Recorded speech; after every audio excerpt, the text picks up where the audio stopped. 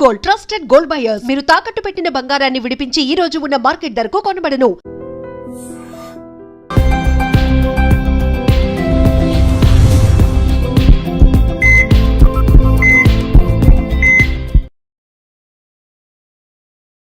అందరికీ నమస్కారం. Welcome to healthy conversations with I dream media. నేను మీ ఛాన్సీ. సో ఈ రోజు మనతో ఉన్నారు వంటింటి చిట్కాలకు కేర్ ఆఫ్ అడ్రస్ అయిన మధుసూదన్ శర్మ గారు.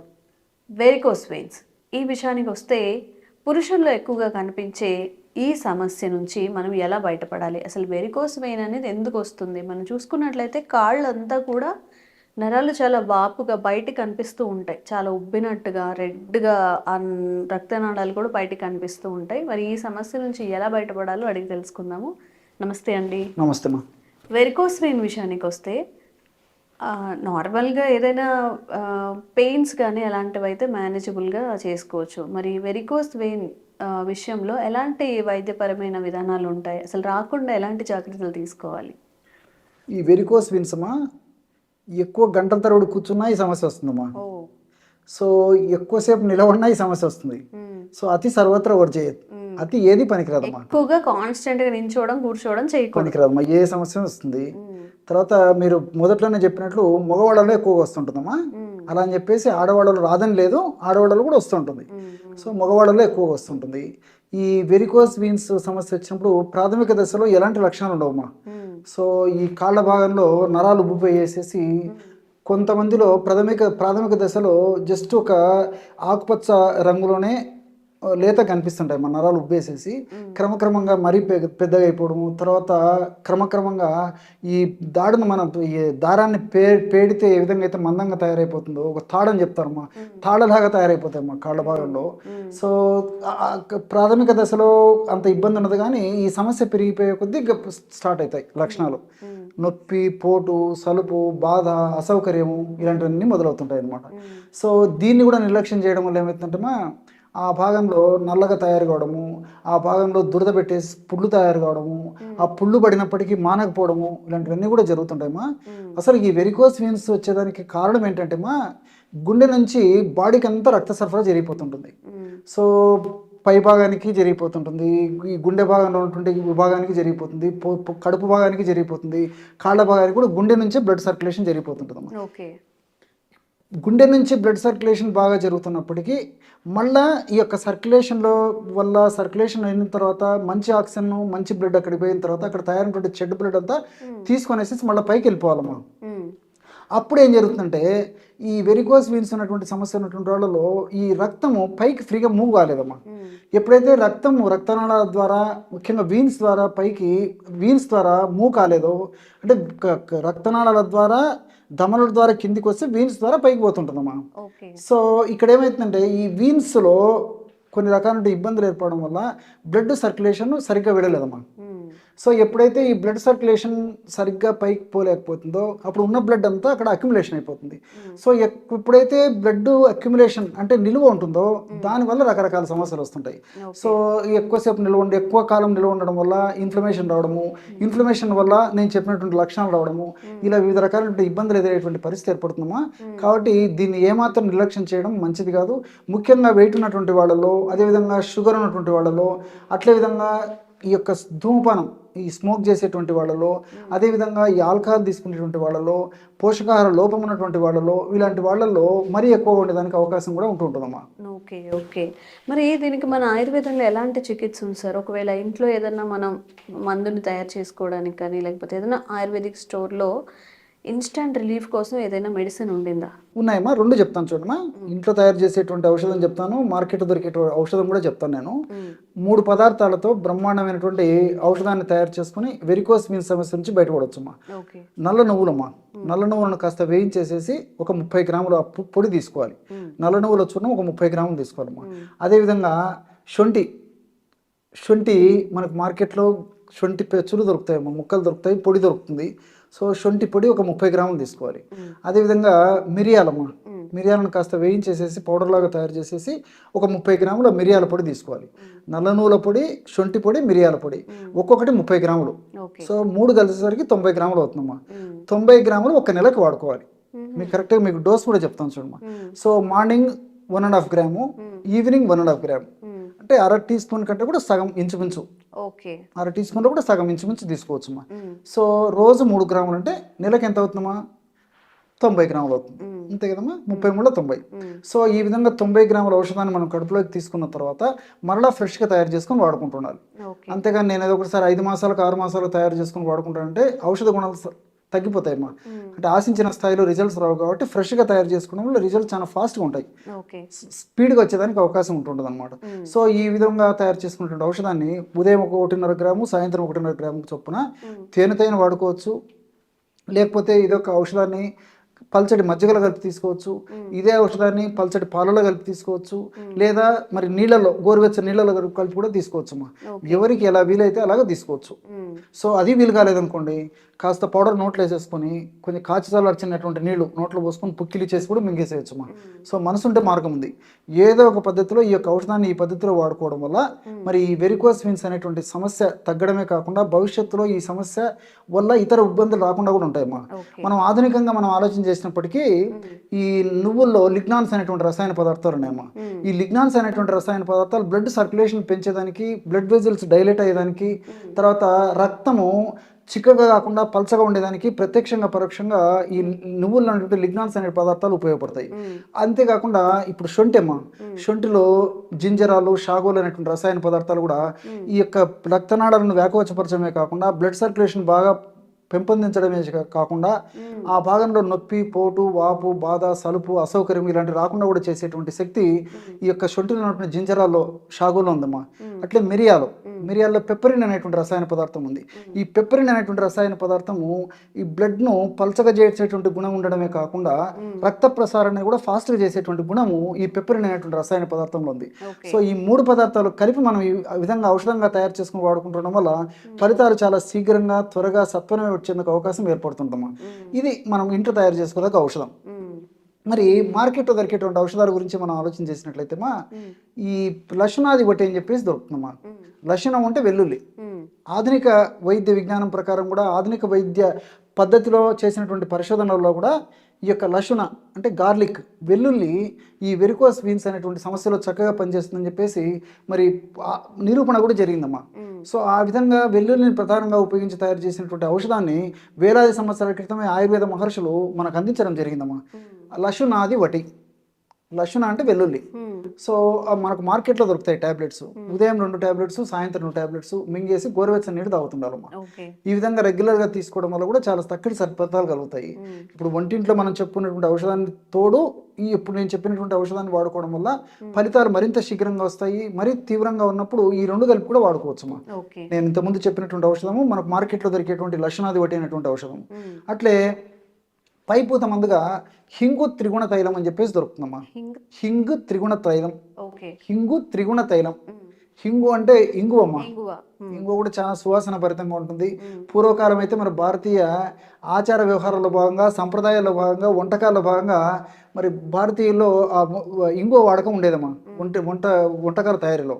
సరే వివిధ రకాల కారణాలైతే మరి ఈ రోజుల్లో ముఖ్యంగా ఈ జనరేషన్ వాళ్ళకు ఇంగువ అనేది కూడా తెలియనటువంటి దుస్థితిలో మనం ఉన్నామా. ఇది నిజంగా బాధాకరమైనటువంటి విషయము. చాలా అద్భుతమైనటువంటి గుణాలు ఇంగువ కూడా ఉన్నాయమ్మా. సో ఆ ఆయిల్, హింగు త్రిగుణ తైలం అనేటువంటి ఆయిల్ను మనకు తెచ్చుకొని మార్కెట్ నుంచి వెరికోస్ వీన్స్ ఉన్నటువంటి భాగంలో అప్లై చేసేసి సున్నితంగా మర్దన చేయడం వల్ల కూడా చాలా త్వరగా ఈ సమస్య నుంచి బయటపడవచ్చు. కానీ ఇక్కడ మాత్రం మరొకటి గుర్తుంచుకోవాలమ్మా, వెరికోస్ వీన్స్ వల్ల పుళ్ళులాగా పడితే మాత్రము ఈ యొక్క హింగు త్రిగుణ తైలం వాడకూడదమ్మా. తీక్షణ కూడా ఉంటుంది. సో అటువంటి పరిస్థితుల్లో కావాలంటే నిర్గుండి తైలం ఇలాంటివి వాడుకోవచ్చమ్మా. వావిలాకుతో తయారు చేసినటువంటి ఆయిల్స్ దొరుకుతాయి.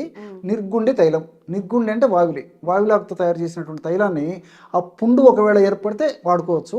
పుండు లేకుండా నొప్పి, పోటు, సలుపు, బాధ, దురద, అసౌకర్యం ఉంటే హింగు త్రిగుణ తైలం వాడితే సరిపోతుంది.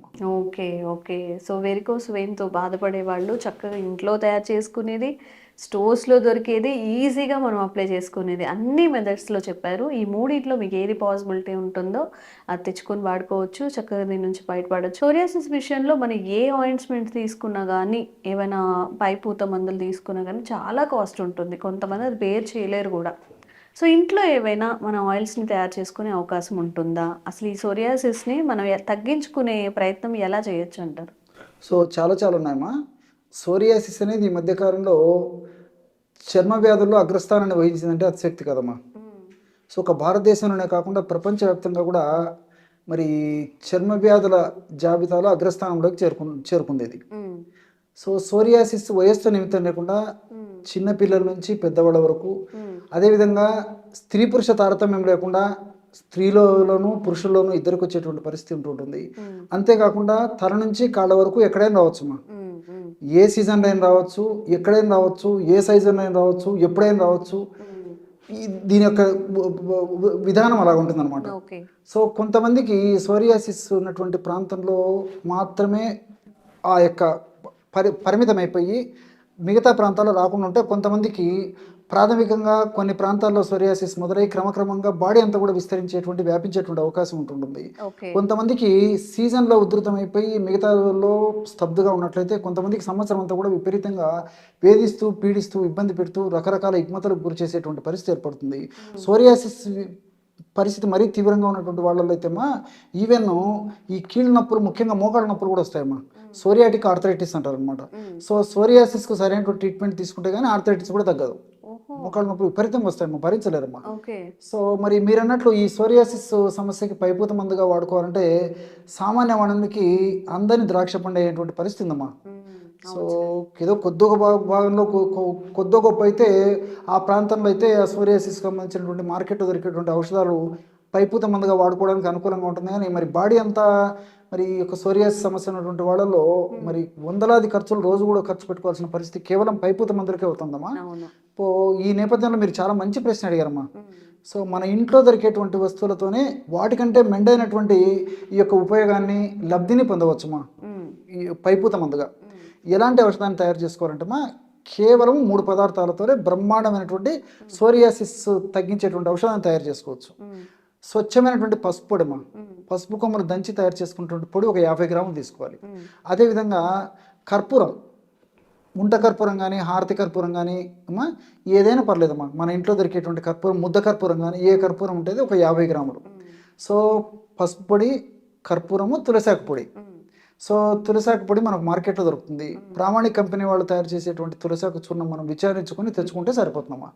లేదు మనకు తులసి ఆకులు బాగా విస్తారంగా పుష్కలంగా దొరికి మనం తులసాకు పొడి చేసుకోగలిగితే తులసాకులు తెచ్చుకొని బాగా నీడలో 4 రోజులు కానీ 5 రోజులు కానీ బాగా ఎండబెట్టేసేసి పౌడర్ తయారు చేసుకుని వాడుకోవచ్చు. ఈ ఒక్కొక్కటి 50 గ్రాముల చొప్పున కలిపేసేయాలమ్మా. ఈ పదార్థం అంతా బాగా కలిపేసేసి ఒక గాజు సీసాలో నిల్వ ఉంచుకోవాలి. ఇది నాణ్యానికి ఒకవైపు. మరి వాడేటువంటి విధానం ఎలాగంటేమ్మా, రోజు ఒక్కసారమ్మా తగినంత పొడి. ఇప్పుడు సమస్య కొద్దిగా ఉంటే కొద్దిగా పౌడర్ సరిపోతుంది. సమస్య ఎక్కువ ఉందనుకోండి పౌడర్ కూడా ఎక్కువ తీసుకోవాలి. తగినంత పొడి తీసుకొని కలబంద, మీకు ఐడియా ఉంటుందమ్మా, అలోవీరా అని తెలుసు కదమ్మా. గ్రామాలు, పట్టణాలు, నగరాలతో నిమిత్తం లేకుండా ప్రతి చోట దొరుకుతుంది. కలబంద గుజ్జు, అంటే ఈ కలబంద పై భాగంలో ఆకుపచ్చ రంగు, కింది భాగంలో ఆకుపచ్చ రంగు ఉండి మధ్యలో గుజ్జు ఉంటుందమ్మా. ఆ గుజ్జును మనం చిన్న చాకుతో కానీ చిన్న స్పూన్తో కానీ తొలగించేసి ఆ గుజ్జును కాస్త మిక్సీలో వేసేస్తే అంత మిక్స్ అయిపోతుందమ్మా. లేదంటే అలాగైనా వాడుకోవచ్చు. సో ఈ తగినంత మనం చెప్పుకున్నటువంటి ఈ చూర్ణంలో అంటే పసుపు, అదేవిధంగా కర్పూరము, తులసాకు పొడిలో కలబంద గుజ్జు తగినంత వేసేసి బాగా ఒక తేనె లాంటి కాన్సిస్టెన్సీ వచ్చేటట్టు తయారు చేసుకోవాలమ్మా. ఒక ఆయిల్ లాంటి కాన్సిస్టెన్సీ అనుకోండి. సో ఆ విధంగా తయారు చేసుకొని సోరియాసిస్ సమస్య ఎక్కడుందో ఆ భాగంలో అప్లై చేసి సున్నితంగా మర్దం చేసేయాలి. తర్వాత మళ్ళీ అదే ఆయిల్ని అప్లై చేసేయాలి. అదే మెడిసిన్, నాట్ ఆయిల్, అదే మెడిసిన్ అప్లై చేసేసి ఒక గంట సేపు ఉన్న తర్వాత కాస్త గోరువెచ్చని నీళ్ళతో స్నానం చేయడం కానీ తుడిచేయడం కానీ చేస్తున్నారమ్మా. ఈ విధంగా క్రమం తప్పకుండా చేయడం వల్ల చాలా త్వరగా, శీఘ్రంగా, వెంటనే, సత్వరమే సోరియాసిస్ వల్ల కలిగేటువంటి అసౌకర్యము, బాధ, సలుపు, దురద, మంట ఇలాంటి లక్షణాలన్నీ తగ్గిపోతాయి. పొట్టు రాలడము తగ్గిపోతుంది. అదేవిధంగా సోరియాసిస్ ఉన్నటువంటి భాగంలో పొట్టు కిందనే ఎర్రగా ఉంటుందమ్మా. ఆ పొట్టు లేచిపోయినప్పుడు బాగా ఎర్రగా రక్త బిందు మాదిరి కూడా కనిపిస్తూ ఉంటుంది. ఆ ఎరుపుదనం అంతా తగ్గిపోతుంది. తరచుగా మళ్ళీ ఆ భాగంలో ఈ సోరియాసిస్ సమస్య పునరావృతం కాకుండా కూడా ఈ పసుపులో ఉన్నటువంటి కుర్కుమిన్ను, అదేవిధంగా తులసిలో ఉన్నటువంటి యూజిలినిక్ యాసిడ్, తర్వాత కర్పూరం నుండి ఈ యొక్క క్యాంఫరాలు, ఇవన్నీ కూడా ప్రత్యక్షంగా పరోక్షంగా ఉపయోగపడతాయమ్మా. సో వెంటనే తగ్గేందుకు ఉపయోగపడమే కాకుండా మరలా తరచుగా పునరావృతం కాకుండా ఉండేందుకు కూడా ఇందులో రసాయన పదార్థాలు ఉపయోగపడతాయి. వీటన్నిటికి తోడు కలబంద కూడా ఈ సోరియాసిస్ వ్యాధిలో చాలా అద్భుతంగా పనిచేస్తుందమ్మా. సో ఈ సోరియాసిస్ వ్యాధిలో పొడి పొడిగా ఉంటుందన్నమాట ఆ చర్మ భాగం. ముఖ్యంగా ఎక్కడైతే ఆ సమస్య ఉందో అది మెత్తపరచడానికి ఉపయోగపడుతుంది. అదేవిధంగా కణాలని ఫాస్ట్గా గ్రోత్ కాకుండా, ఫాస్ట్గా విభజన చెందకుండా కంట్రోల్ చేసే శక్తి ఈ కలబందలో ఉన్నటువంటి కొన్ని రసాయన పదార్థాలు ఎక్కువ ఉన్నాయమ్మా. సో సోరియాసిస్ అనేటువంటి సమస్యలో చర్మము ఎక్కువగా విభజన చెందడం వల్ల, చర్మ కణాలు ఎక్కువగా విభజన చెందడం వల్లనే జరుగుతుంటుంది. ఈ చర్మ కణాలు ఎక్కువగా విభజన చెందకుండా ఉండేందుకు కలబందలో ఉన్నటువంటి వివిధ రకాలైన రసాయన పదార్థాలు ఉపయోగపడతాయమ్మా. సో అంతేకాకుండా ఈ కలబంద వల్ల ఈ మంట తగ్గిపోతుంది, చల్లగా ఉంటుంది, కూలింగ్ నేచర్ ఉంటుంది కాబట్టి సో మనిషికి కంఫర్టబిలిటీ వచ్చేస్తుంది. తర్వాత దురద తగ్గిపోతుంది, తర్వాత డిస్కంఫర్ట్ తగ్గిపోతుంది. ఇలాంటి అనేక రకాల ఉపయోగాలు కూడా కలబంద వల్ల కలుగుతాయమ్మా. సో ఈ విధంగా మల్టిపుల్ బెనిఫిట్స్ ఉన్నాయి కాబట్టి ఈ విధంగా తయారు చేసుకున్నటువంటి ఔషధాన్ని మనం దీర్ఘకాలం పాటు వాడినప్పటికీ అన్ని మనకు సైడ్ బెనిఫిట్స్ ఉంటాయి, ఎలాంటి సైడ్ ఎఫెక్ట్స్ ఉండవమ్మా.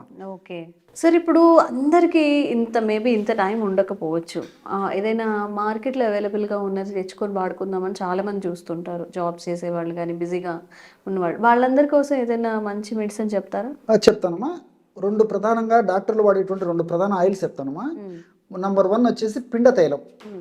దాని పేరు పిండ తైలం అమ్మా, చాలా ఈజీ గుర్తుపెట్టుకోవచ్చు. పిండ తైలం వాడతారు. అదేవిధంగా వేప నూనె, కానుగ నూనె కలిపి తయారు చేసినటువంటి ఔషధం, అంటే లేకపోతే మనమేం తయారు చేసుకోవచ్చు అమ్మా. నింబాది తైలం అని చెప్పేసి దొరుకుతుంది. కరంజ తైలం, నింబాది తైలం. నింబ అంటే వేప తయారు చేసినటువంటి తైలం తెచ్చుకోవాలి. అట్లే కరంజ తైలం. కరంజ అంటే ఈ కానుగమ్మ, గానుగ అంటారు. గానుగ విత్తనాలతో, గానుగ పప్పుతో తయారు చేస్తారు. సో 2 మనకు మార్కెట్లో దొరుకుతాయి. ఈ 2 కలిపి తయారు చేసుకున్నటువంటి ఆయిల్ మనకు దొరికేట్లయితే తెచ్చుకోవచ్చు, లేకపోతే మనమే 2 కలుపుకుంటే సోరియాసిస్ ఆయిల్ తయారైపోతుంది. సో ఈ పిండ తైలము సోరియాసిస్ భాగంలో మంట ప్రధానంగా ఉన్నప్పుడు పిండ తైలం వాడాలమ్మా. దురద, నొప్పి ప్రధానంగా ఉన్నప్పుడు ఈ యొక్క నింబాది తైలము, కరంజ తైలము కలిపి తయారు చేసుకున్నటువంటి ఔషధం వాడుకోవాలి. ఇది కొంచెం గుర్తెరిగి వాడుకుంటే సరిపోతుంది. సోరియాసిస్లో మంట ప్రధానంగా ఉంటే పిండ తైలము, లేదా నొప్పి దురద ప్రధానంగా ఉంటే నింబాది తైలము, కరంజ తైలము కలిపి వాడుకోవాలి. లేకపోతే అది 2 ఉన్నాయనుకోండి, అదొక పూట ఇదొక పూట వాడుకోవాలి. పరిస్థితిని బట్టి వాడుకుంటే సరిపోతుందమ్మా. కాబట్టి నేను మొదట్లో చెప్పినట్లు మనం సొంతం తయారు చేసుకుని వాడుకోవచ్చు. లేదంటే మరి వీలు కానటువంటి వాళ్ళు ఈ విధంగా మార్కెట్లో ఇలాంటి ఫేమస్ మెడిసిన్స్ తెచ్చుకొని వాడుకున్న ఆ సమస్య నుంచి బయటపడవచ్చు. ఓకే మరి సోరియాసిస్తో బాధపడే వాళ్ళందరూ కూడా మీకు అసలు ఎలా అవైలబుల్ ఉంటే అలాగ ఇంట్లో తయారు చేసుకుని బయట దొరికేవి అన్నీ కూడా మెన్షన్ చేసి ఇప్పుడు చెప్పారు కాబట్టి మీ సిచ్యువేషన్ని బట్టి మీరు ఆ మెడిసిన్ని తీసుకొచ్చుకొని ఇంట్లో తయారు చేసుకోవచ్చు, లేదా బయట కొనుక్కొని కూడా వాడుకొని సమస్య నుంచి త్వరగా బయటపడవచ్చు. అండ్ ఇంకెలాంటి ప్రాబ్లమ్స్ ఉన్నా కామెంట్ చేయండి, తప్పకుండా క్లారిఫికేషన్ ఇచ్చి మీ సమస్యకు పరిష్కారం ఇచ్చే ప్రయత్నం మధుసూదన్ సార్తో చేస్తూనే ఉంటాము. Thank you so much sir. నమస్తే. And for more videos, Please subscribe to iDream. Please subscribe to iDream. Please subscribe iDream. And please subscribe to iDream. For more videos, subscribe to iDream. please like, share and subscribe to the channel. Congratulations, iDream. Subscribe to iDream. Subscribe to iDream. So subscribe to iDream Media. iDream team andarki huge congratulations. Please subscribe iDream Media. Please subscribe to iDream. Subscribe iDream. Please subscribe to iDream. iDream అంటే నా కళల ఛానల్ను subscribe చేసుకున్న నోరు తిరుగుతలేదు, మీరైతే గంట గుర్తు కొట్టండి. For more such videos, please subscribe to iDream. Subscribe to iDream. Please subscribe to iDream. Please subscribe iDream Media. Please do subscribe to iDream. Please subscribe to iDream Media. For best entertainment and information, please subscribe iDream. And don't forget to subscribe to iDream.